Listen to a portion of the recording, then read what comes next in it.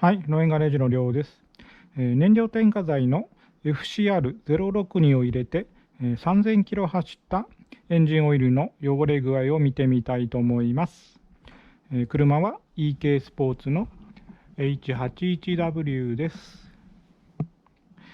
サンバーの時も、燃料添加剤を入れたエンジンオイルの汚れ具合を紹介しましたが、サンバーの時はいろいろと中途半端だったので、今回の EK は新しいエンジンオイルの状態から、しっかりと検証しました。検証方法は新しいエンジンオイルの状態から、FCR062 をメーカーの使用方法で点火して3000キロ走ったエンジンオイルの汚れ具合です。最初の3回は、軽自動車の通常の点火量で入れて、4回目からは通常の点火量の7割を給油のたびに入れて3000キロ走った状態です。では早速エンジンオイルを抜いていきます。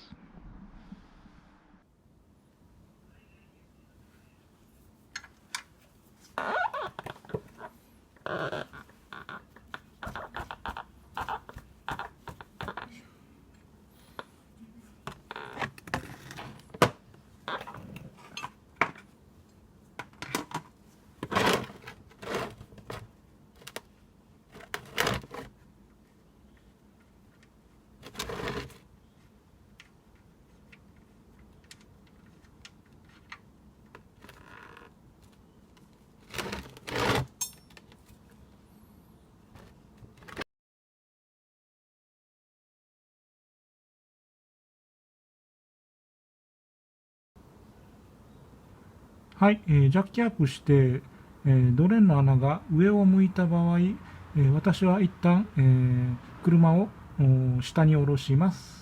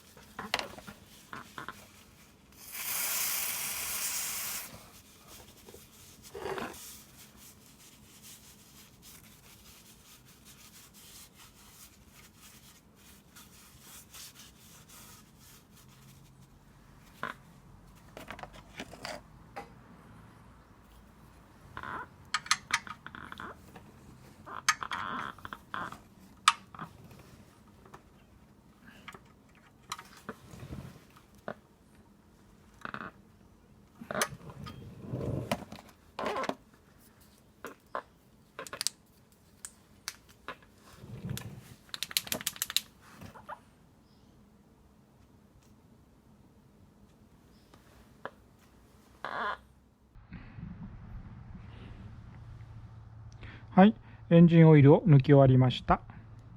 結構汚れています。こういった感じになっています。先日比較するためにホンダのライフのエンジンオイルを交換しました。こちらですね。燃料添加剤を入れていない、7ヶ月で3000キロ弱、走ったエンジンオイルです。これと、比べてみます。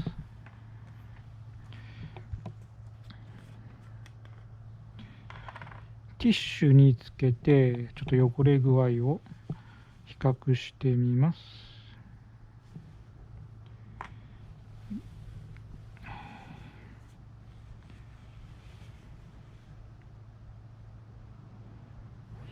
はい、こちらが燃料添加剤 FCR062 を入れた方のエンジンオイルです。比較すると似たような汚れ方ですね。はい。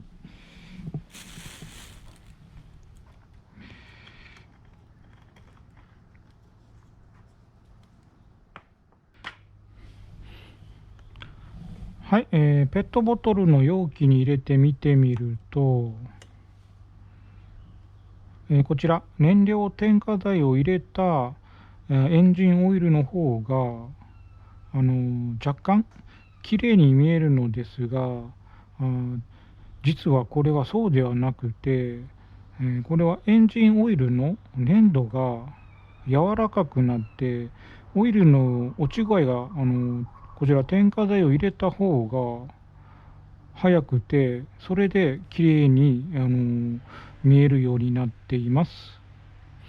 使用環境はこちらホンダのライフの方がシビアコンディションで使っているので、こちらの方がオイルの劣化は早そうなんですが、こちら EK 添加剤燃料添加剤を入れた方のエンジンオイルが、劣化しているような感じはします。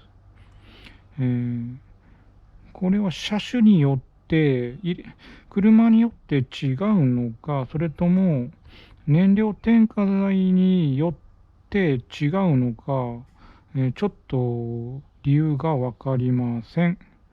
はい、一応こういう感じで、オイルの粘度に差が出ています。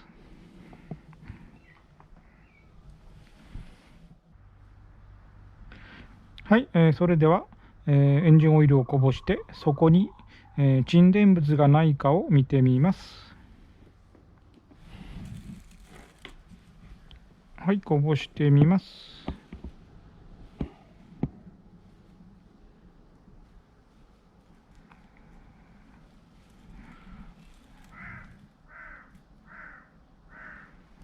若干ありますね。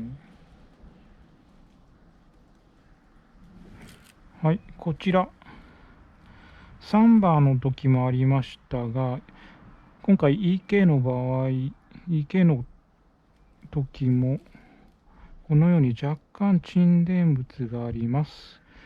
多分溶けたカーボンがオイルに混ざったものだと思います。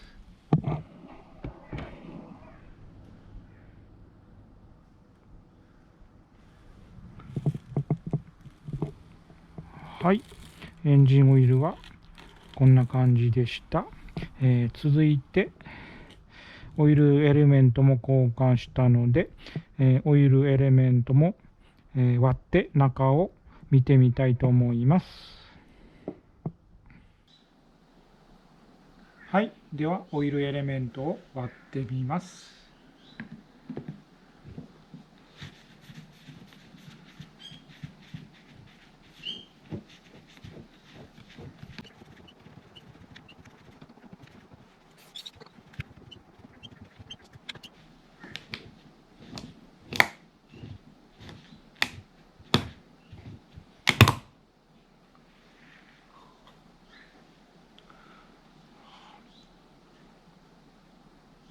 はい、エレメントが割れました。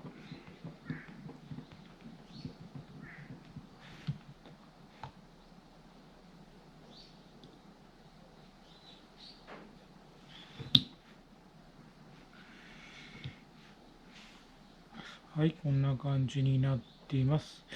中のフィルターは真っ黒になっています。はい。ではちょっと切り出してフィルターの状態を見てみます。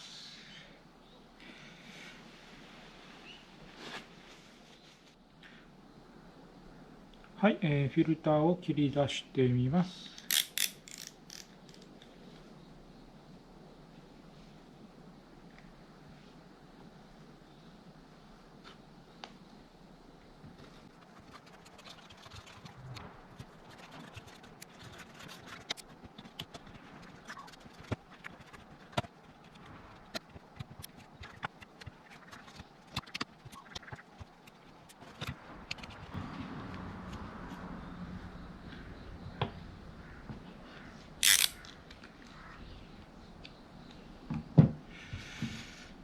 はい、どうにか切り出せました。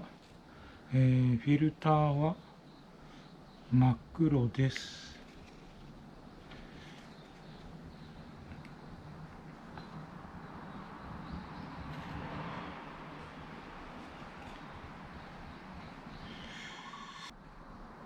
フィルターがゴミがたまるところだと思うので、若干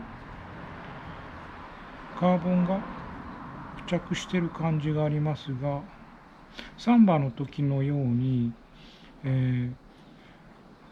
この谷の方に、こびりつくような感じの、カーボンの付着は見られません。無添加のホンダのライフのエレメントと比較してみます。